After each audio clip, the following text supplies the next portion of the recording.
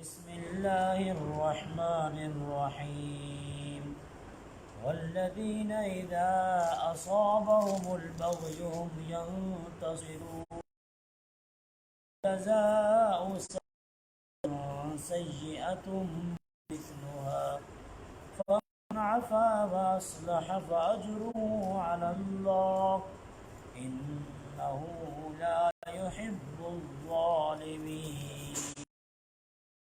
صدق اللہ العظیم۔ لفظی ترجمہ سماعت فرمائیں۔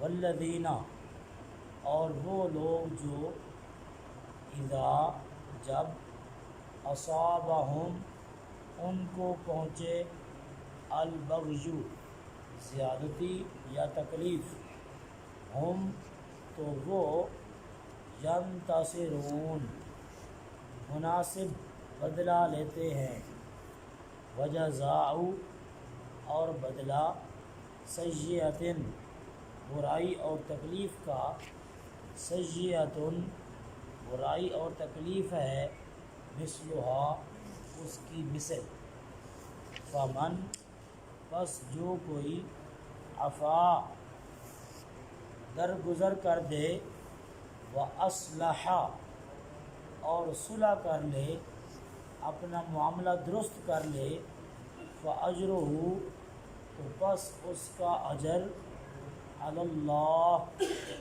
اللہ کی ذات پر ہے، انہ، بے شک وہ، لا یحب، پسند نہیں فرماتا، الظالمین، ظالموں کو۔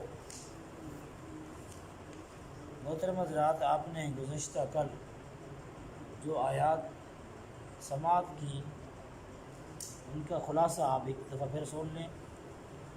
رب العالمین نے فرمایا کہ وہ لوگ جو کبیرہ گناہوں سے بچتے ہیں اور بے حیائی اور بری باتوں سے بچتے ہیں، یہ اہل ایمان کی صفات پر عمل کرنے والے ہیں۔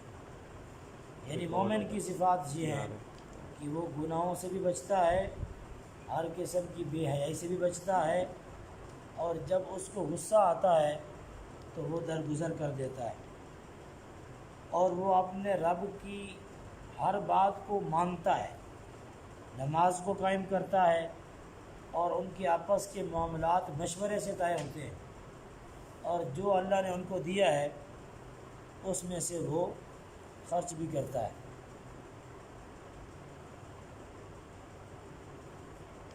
آج کی ان آیات میں مزید اہل ایمان کی صفات بیان کی گئی ہیں، جو پچھلی آیت میں آپ نے سماعت کی، اس کے علاوہ اس میں یہ بھی ایڈ کر لیں۔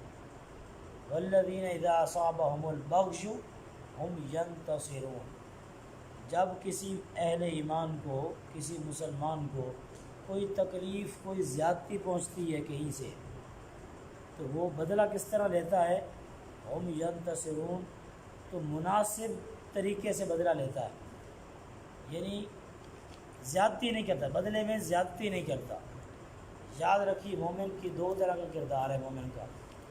ایک مومن کا بیہیویئر ہے اپنے اہل ایمان دوستوں کے ساتھ آپس میں، ایک مومن کا بیہیویئر ہے دشمنوں کے ساتھ، دونوں میں فرق ہے۔ کل آپ نے شعر بھی سماعت کیا تھا کہ مومن جب اپنے حلقے میں ہوتا ہے، دوستوں میں ہوتا ہے، اہل ایمان میں ہوتا ہے، تو آپ اس کو ریشم کی طرح نرم محسوس کریں گے کہ یہ تو بڑا نرم مزاج۔ مومن جو آپس میں بڑا نرم تھا، جب اللہ کے اور اللہ کے رسول کے دشمنوں کی بات جب اس کے سامنا کرتا ہے، تو اب اس کے اندر نرمی ختم ہو جاتی ہے، اب اس کے اندر فولادی قوت آ جاتی ہے۔ وہ ہلکا یاراں تو بریشم کی طرح نرم، رزم حق و باطل ہو تو فولاد ہے مومن۔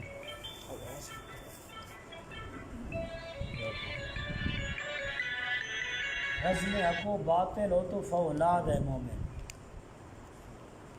تو مومن کا کردار دو طرح سے ہے۔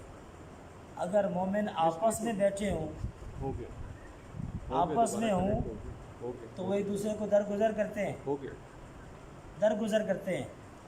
کسی سے کوئی کمی ہوئی، کوتاہی ہوئی، غلطی ہوئی مومن کو پتہ چلا اس نے معاف کر دیا، یہ آپس کی بات ہے۔ جب اللہ کے دشمن کی طرف سے کوئی زیادتی ہو اہل ایمان کے ساتھ، تو پھر جب بدلہ لینے کی بات آتی ہے تو زیادتی وہاں بھی نہیں کرنی۔ جتنی سزا دی، آپ کو تکلیف پہنچائی گئی ہے، اتنی ہی تکلیف اس کو بچا سکتے ہیں آپ۔ اس کی وضاحت ایک اور آیت جس سورہ مائدہ میں آپ پڑھ چکے ہیں، جس میں یہ فرمایا کہ کان کے بدلے کان، آنکھ کے بدلے آنکھ، ناک کے بدلے ناک، دانت کے بدلے دانت۔ یعنی جو اگر کوئی آپ کو زخمی کرتا ہے تو آپ اس کو اتنا ہی زخمی کر سکتے ہیں جتنا اس نے آپ کو زخمی کیا ہے۔ لیکن ایک سٹیپ اس سے آگے بھی ہے، وہ اس اگلی آیت کے اینڈ پر بیان کیا گیا۔ وَجَزَاءُ سَیِّئَةٍ سَیِّئَةٌ مِثْلُهَا، جو برائی ہے برائی کے بدلہ برائی ہی ہے۔ یہاں برائی سے مراد تکلیف ہے، کہ اگر کوئی آپ کو تکلیف پہنچاتا ہے تو آپ اس کو اتنی تکلیف پہنچانے کے حقدار ہیں، آپ اتنی تکلیف پہنچا سکتے ہیں، شرعاً اس پر آپ کو کوئی گناہ نہیں ہے۔ کسی نے آپ کو مکہ مارا، آپ جواب میں اس کو مکہ مار دیں گے تو گناہ گار نہیں ہے، لیکن اعلیٰ اخلاق کا جو مظاہرہ کریں گے آپ، وہ یہ ہے کہ آپ اس کو پیار سے سمجھائیں گے اور خود تکلیف برداشت کر لیں گے۔ حضور علیہ الصلوۃ والتسلیمات، امام الانبیاء کی سیرت ہمیں کیا بتاتی ہے؟ ایک بدو جو مدینہ کا دیہاتی تھا، وہ آیا، اس نے حضور علیہ الصلوۃ والتسلیمات کی وہ چادر جو آپ نے اپنی گردن میں لپیٹ رکھی تھی، اس چادر کو اس زور سے کھینچا کہ آپ کی گردن مبارک سرخ ہو گئی، اور آگے کہا کیا، چادر کھینچ کے کیا کہا کہ جو آپ کو اللہ نے مال دے رکھا ہے اس میں سے میرا بھی حصہ نکالے، مجھے میرا حصہ دے جو اللہ نے آپ کو مال دیا۔ اتنی بات کی۔ اب ذرا ایک لمحے کے لیے ہم تصور میں اس بات کو لائیں، اگر یہ ہمارے ساتھ معاملہ ہو، ہم کسی میٹنگ میں بیٹھے ہوں، کسی فنکشن میں بیٹھے ہوں، کوئی ہمارا دامن اس طرح زور سے کھینچے اور ساتھ یہ بھی کہے جی آپ پیسے بھی ہمیں دیں، تو ہم اس کے ساتھ کیا کریں گے؟ ہمارے غصے کی انتہا کیا ہوگی؟ حضور علیہ الصلوۃ والتسلیمات نے اس سے یہ نہیں فرمایا کہ مجھے تو اللہ نے امام الانبیاء بنا کے بھیجا ہے، مجھے تم اس طرح مجھ سے پیسے مانگ رہے ہو۔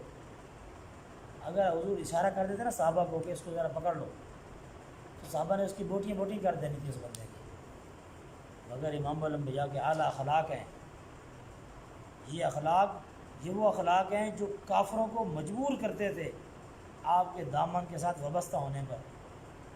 آپ نے اس سے پوچھا کیا تمہارا کیا ماجرا ہے، کیا چاہتا ہے؟ اس نے کہا مجھے مال چاہیے۔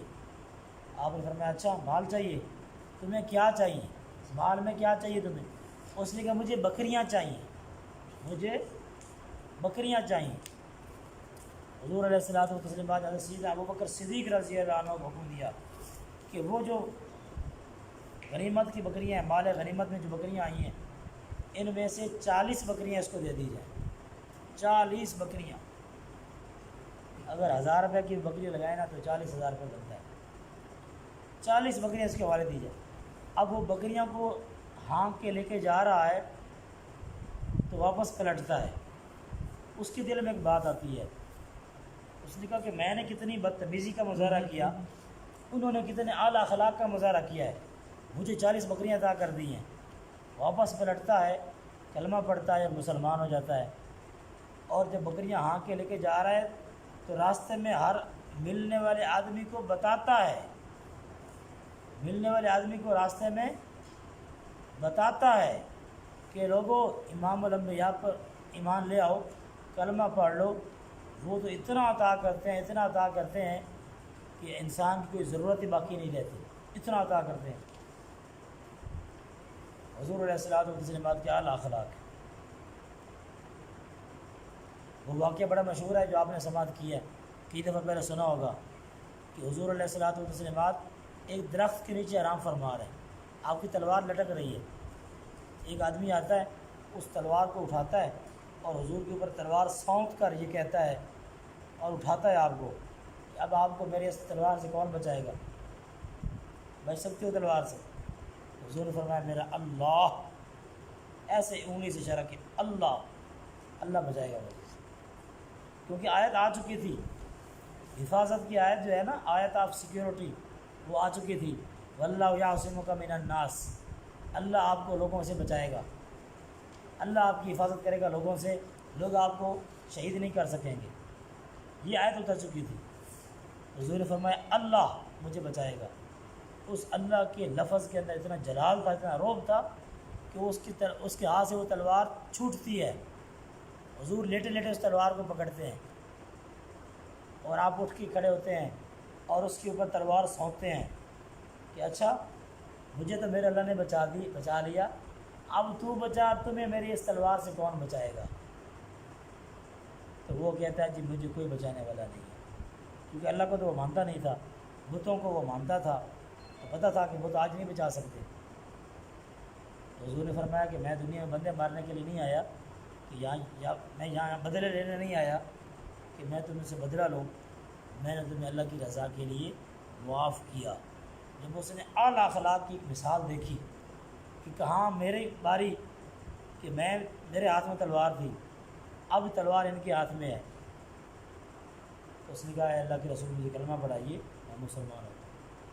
کتنی ایسی مثالیں ہیں، واقعات ہیں کہ اخلاق انسان کو، لوگوں کو اسلام کی طرف راغب کرتے تھے، اٹریکٹ کرتے تھے۔ ہم نے ان اخلاق کو چھوڑ دیا، اخلاقیات کا چیپٹر ہی ہم نے کلوز کر دیا ہے۔ اب کیا ہے، جب اخلاق ختم ہوگی اب کیا، لڑائی آ گئی، ناراضگی آ گئی، غصہ آ گیا۔ خیر ہم نے یہودیوں اور عیسائیوں پہ کیا غصہ کرنا ہے، ہم تو اپنوں پہ غصہ کرتے ہیں۔ کسی نے بڑی پیاری بات کی کہ ایک مسلمان سے کسی نے پوچھا نا، سعودیہ کے ایک مسلمان سے کہ جی اے عرب لوگ آپ اسرائیل سے جنگ کب کریں گے؟ اے عرب کنٹریز کے حکمرانوں، تم اسرائیل سے کب جنگ کرو گے؟ تو انہوں نے کہا ہم ان سے تب ہم جنگ کریں گے جب وہ سارے مسلمان ہو جائیں گے، کیونکہ مسلمان آپس میں لڑتے ہیں۔ یہ آج ہماری حالت ہے، ہمارے اخلاقیات جو ہیں وہ بالکل صفر ہو چکے ہیں۔ فمن عفا، اللہ فرماتا ہے کہ برائی کا بدلہ تو برائی ہے، تکلیف کا بدلہ آپ لے سکتے ہیں، مگر اعلیٰ اخلاق یہ ہیں کہ جو درگزر کر دے، وہ اصلح، اور صلح کر لے، تو کیا اس کا اجر ہے؟ فاجرہ علی اللہ، تو اس کا اجر اللہ کے ذمہ ہے۔ ایک حدیث پاک میں آتا ہے، رسول اللہ صلی اللہ علیہ وآلہ وسلم نے ارشاد فرمایا کہ جو آدمی حق پہ ہوتے ہوئے، جو آدمی اس کا حق بنتا ہے مگر وہ جھگڑے سے بچنے کے لیے اپنا حق چھوڑ دیتا ہے کہ یار میرے سے لڑائی نہ کر، میرے پیسے ہی تو کھا لے، یہ لے میرے پیسے تو رکھ لے، میرے ساتھ لڑائی نہ کر۔ حضور نے فرمایا جو اپنا حق چھوڑ دیتا ہے لڑائی سے بچنے کے لیے، اضمن له الجنہ، میں اس کو جنت کو ضمانت دیتا ہوں۔ اب اندازہ لگا لیں جنت کتنی آسان ہے، اس طریقے سے کہ اگر ہم اپنے بیہیویئر اچھے کر لیں، رویے اچھے کر لیں، اگر ہم اخلاقیات کو اپنا لیں تو جنت کی ہم بالکل دروازے کے قریب ہیں۔ تو اللہ فرماتا ہے جو معاف کر دے، درگزر کر دے، یہ آپس کی بات ہے، مسلمان باہم جب ناراض ہوتے ہیں تو اس کی بات ہے، جو اپنے بھائی کو مسلمان کو معاف کر دے، صلح کر لے، تو اس کا اجر اللہ کے ذمہ ہے۔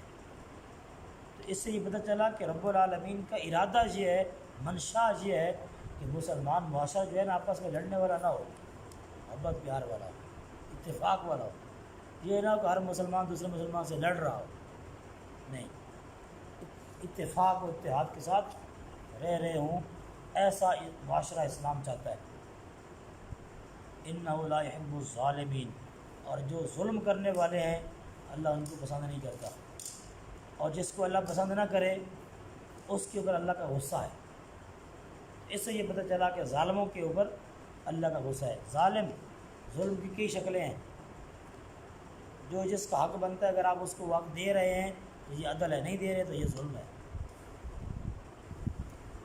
ظلم کا بہت وسیع مفہوم ہے، تو جو جس کا حق بنتا ہے وہ اس کو دینا چاہیے، وہ مانگے یا نہ مانگے وہ اس کو حق دینا چاہیے۔ اللہ رب العالمین آپ کو اجر عظیم عطا فرمائے۔